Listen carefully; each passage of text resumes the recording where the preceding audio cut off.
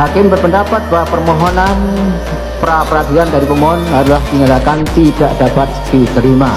Tegangan politik semakin memanas. Pra-peradilan Hasto Kristianto ditolak. Status tersangka tetap sah. Kasus ini bukan sekadar hukum.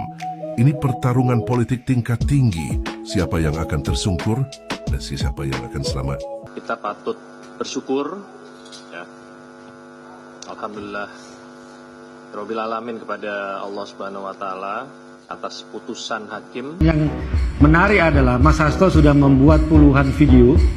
Itu adalah yang tadi disampaikan itu yang pertama, akan ada lanjutan puluhan video yang juga di situ akan membongkar dugaan keterlibatan petinggi-petinggi negara kasus korupsi.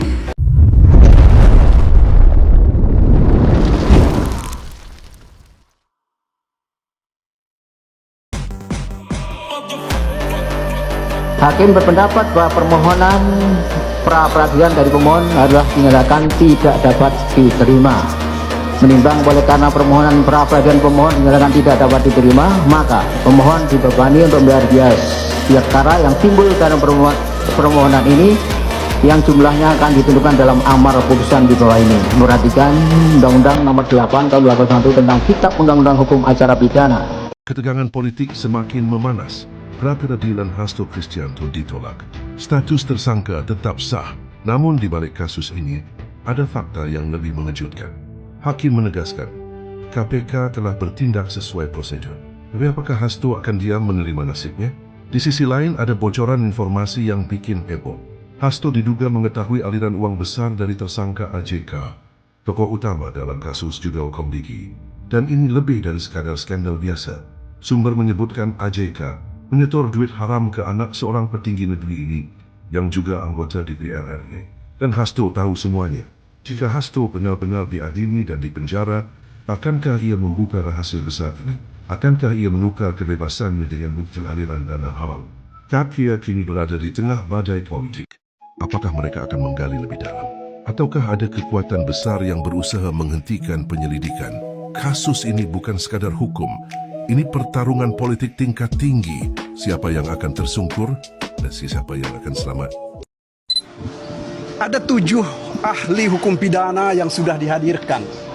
Ya, semuanya menerangkan dengan lugas dan jelas bahwa penetapan tersangka itu harus ada terkait dengan pasal-pasalnya, itu harus ada korelasinya dengan pasal yang dipersangkakan.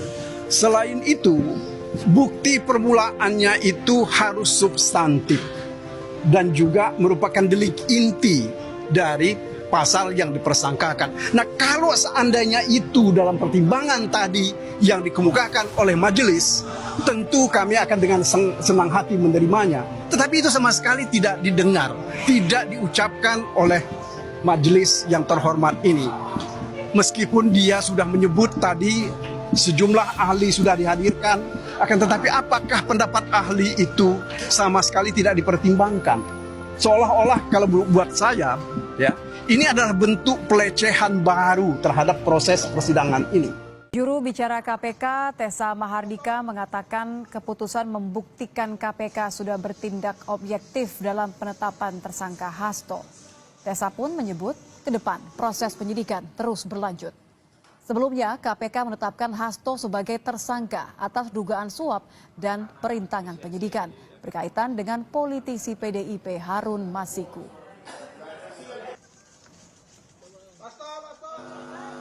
Kita patut bersyukur, ya. Alhamdulillah, Rabbil Alamin kepada Allah Subhanahu Wa Taala atas putusan hakim bidang pra-peradilan tersangka AK yang menurut kami sudah sesuai, sudah objektif sebagaimana yang rekan-rekan maupun masyarakat saksikan persidangannya beberapa hari ini. KPK selalu berpedoman dengan prosedur dan aturan hukum yang berlaku dalam menetapkan seseorang menjadi tersangka, termasuk di perkara suap KPU dan perkara menghalang-halangi penyidikan.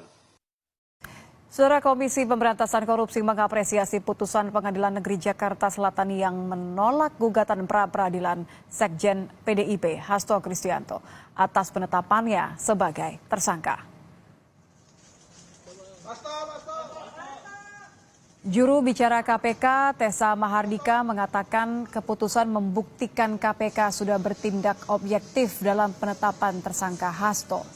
Tessa pun menyebut ke depan proses penyidikan terus berlanjut.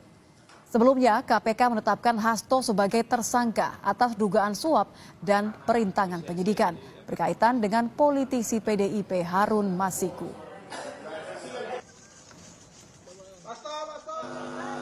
Kita patut bersyukur, ya. Alhamdulillah, Rabbil Alamin kepada Allah Subhanahu Wa Taala atas putusan hakim bidang pra-peradilan tersangka AK yang menurut kami sudah sesuai, sudah objektif sebagaimana yang rekan-rekan maupun masyarakat saksikan persidangannya beberapa hari ini. KPK selalu berpedoman dengan prosedur dan aturan hukum yang berlaku dalam menetapkan seseorang menjadi tersangka, termasuk di perkara suap KPU dan perkara menghalang-halangi penyidikan. Sebelumnya, Majelis Hakim Pengadilan Negeri Jakarta Selatan menolak gugatan Sekjen PDIP Hasto Kristianto atas penetapannya sebagai tersangka. Hakim menyebut permohonan pra-peradilan yang diajukan Hasto Kristianto ditolak untuk seluruhnya. Hakim Tunggal Pengadilan Negeri Jakarta Selatan Juyamto mengatakan penetapan tersangka terhadap Sekjen PDIP itu sah dan sesuai ketentuan hukum.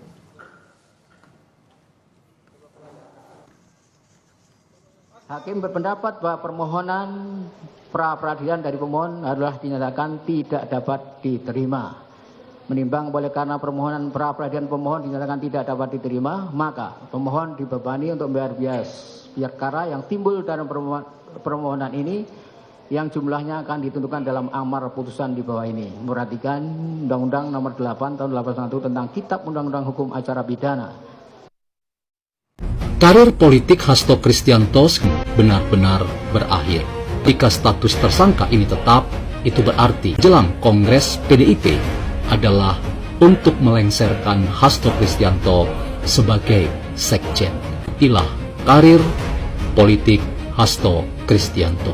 Saya kira begini, ini yang mesti dibuat keliru dulu ya.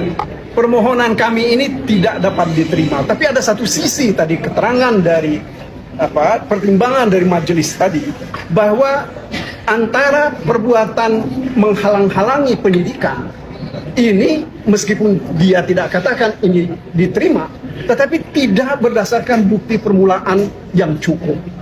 Bahkan ini berdasarkan bukti-bukti yang lain yang tidak ada sangkut pautnya dengan perkara ini.